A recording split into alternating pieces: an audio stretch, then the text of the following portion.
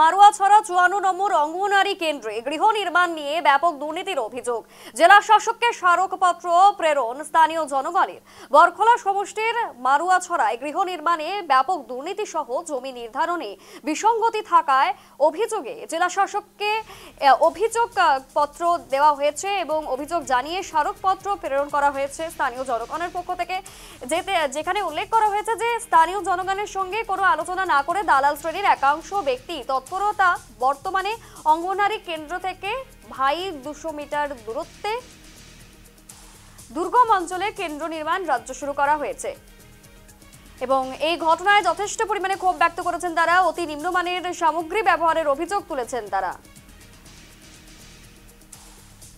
এখানে তো অঙ্গনাদির স্কুলের এখানে বিল্ডিং বানানি আর আমরা তো আমি তো গ্রুপ মেম্বার, আমরা জানাইছো না এটা প্রবলেম কি হইছে এখানে? প্রবলেমটা হইছে এই তো কুয়ারির সামনে, কুয়ারি রাস্তার সামনে, আর এখানে গাড়ি আর যার লুট লইয়া বাচ্চারা আওয়ার সময় রাস্তাও বালা নাই, আর কিছু হলে তো এটা দায়িত্ব কে নিব?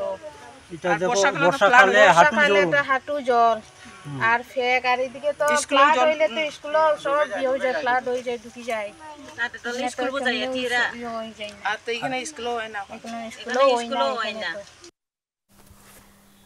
ঠিক এই বক্তব্য উঠে এলো। আমাদের সঙ্গে মান্তু জুড়ে গিয়েছে, মান্তু থেকে আরো বিস্তারিত জেনে নেব। মান্তু, ঠিক এইভাবে নিম্নমানের সামগ্রী ব্যবহারের অভিযোগ উঠেছে এবং এই ঘটনায় ইতিমধ্যে স্মারক লিপি প্রদান করা হয়েছে, পরবর্তীতে ঠিক কি জানা যাচ্ছে, কি পদক্ষেপ গ্রহণ করা হলো?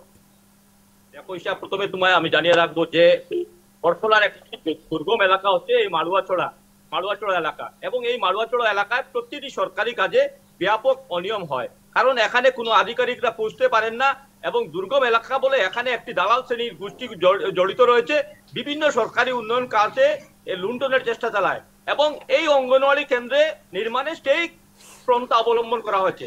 এখানে যারা দালাল শ্রেণীর লোক রয়েছেন তারা সেই অঙ্গনওয়াড়ি ভবন নির্মাণে অনিয়ম এবং দুর্নীতি চালিয়ে যাচ্ছেন এবং অতি নিম্নমানের সামগ্রী, যেখানে বালু ব্যবহার করা হতো সেখানে ডাস্ট ব্যবহার করা হচ্ছে। এইভাবে বিভিন্ন নিম্নমানের সামগ্রী দিয়ে সেই অঙ্গনওয়াড়ি ভবন নির্মাণ করা হচ্ছে এবং কোনো ধরনের আলোচনা বা কোনো একটি তদারকি কমিটি গঠন করা হয়নি এবং ইচ্ছে খুশি তাদের মর্জি মাফিক কাজ করে যাচ্ছেন। এবং এই দুর্গম এলাকায় যদিও এখানে অঙ্গনওয়াড়ি কেন্দ্রে একবারে কচিকাচা খুদে পড়ুয়ারা আসবে, কিন্তু যেখানে মানুষের বসতি আছে সেখান থেকে অনেক দূরে সেই কেন্দ্রটি নির্মাণ করা হচ্ছে, ফলে স্থানীয় এলাকার মানুষ খুবই বুঝছেন এবং তারা জেলা শাসকের কাছে একখানা স্মারকপত্র প্রেরণ করেছেন এবং তারা সংবাদ মাধ্যমের কাছে অভিযোগ করেছেন এবং শীঘ্রই ব্যবস্থা না হলে তারা পরবর্তীতে আন্দোলনের পথ বেছে নিতে পারেন। আন্দোলনের পথ তারা বেছে নিতে পারেন, এই হুঁশিয়ারি কার্যত উঠে এসেছে। কিন্তু এখনো পর্যন্ত এই যে নিম্নমানের সামগ্রী ব্যবহার এবং যে ঠিকাদারি সংস্থার উপর এই অভিযোগ তোলা হয়েছে, তারা নিজেদের পক্ষ থেকে কি সাফাই দিয়েছেন? দেখো, এখানে যে অঙ্গনওয়াড়ি কেন্দ্রে নির্মাণের জন্য যারা ঠিকাদার দায়িত্ব রয়েছেন তারা কিন্তু কাজ করেন না। এখানে বেশিরভাগ স্থানীয় একটি দালাল শ্রেণী রয়েছে, তাদেরকে কাজ দিতে হয়, এমন একটি এখানে পন্থা রয়েছে, এমন একটি সিস্টেম রয়েছে, বলে এখানে ঠিকাদার এসে খোঁজ খবর নিচ্ছে না, স্থানীয় যারা দালাল শ্রেণীর লোক রয়েছেন তারাই এই কাজ চালাচ্ছেন।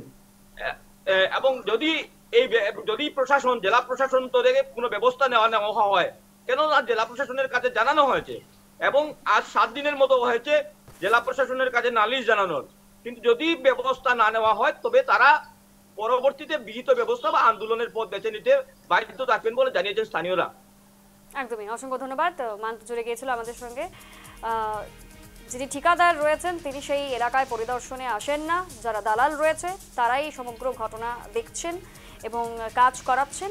যদিও এই কাজে সন্তুষ্ট নয় অঙ্গনওয়াড়ি যারা কেন্দ্রে যারা কর্মরত ব্যক্তি তারা এবং স্থানীয়রা, তাই কার্যত তারা স্মারক লিপি প্রদান করেছেন।